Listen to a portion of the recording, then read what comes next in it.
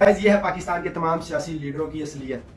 ये पाकिस्तान के तमाम सियासी लीडर जो है वह अमेरिका की यूएस एम्बेसी के अंदर बैठे हैं और वहाँ पे इजहार यकजहती कर रहे हैं, उनकी आज़ादी के ऊपर, अमेरिका की आज़ादी को सेलिब्रेट कर रहे हैं।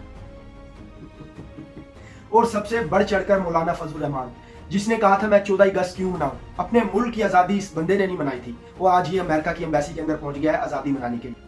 और उसी दिन अमेरिका जो है वो फ़लस्तीन के हक में एक मुस्तकिल जंगबंदी की करारदाद पेश होती है, उसको वीटो कर देता है। वीटो पावर चंद ममालिक के पास है, जिसमें अमेरिका सरफहरिस्त है और चाइना भी है, और जंगबंदी की करारदाद पास नहीं होती। तो मैं पूछना चाहता हूँ, सवाल करना चाहता हूँ JUI वालों से, मौलाना फजल रहमान से, जिसने पाकिस्तान की आज़ादी 14 अगस्त मनाने से इनकार कर दिया था, आज वो अमेरिका की आज़ादी मनाने के लिए उनके स्टेज के ऊपर बैठा है, उनके हक में बैठा है। क्यों? आखिर क्या वजह है? इतना बड़ी बड़ी दाढ़ी रख लेने से झूठ बोलते हैं, कितने शर्म की बात है कि अपने ही लोगों से ये लोग झूठ बोलते हैं। अमेरिका जरूर सुपर पावर है, हमें उसके खिलाफ नहीं जाना चाहिए, लेकिन आप खुलकर बयान तो कर सकते हो, अवाम को सच तो बता सकते हो। अवाम में आप लोग झूठ बोलते हो और उधर जाके उनके पैर पकड़ रहे होते हो, उनके पॉलिश कर रहे होते हो।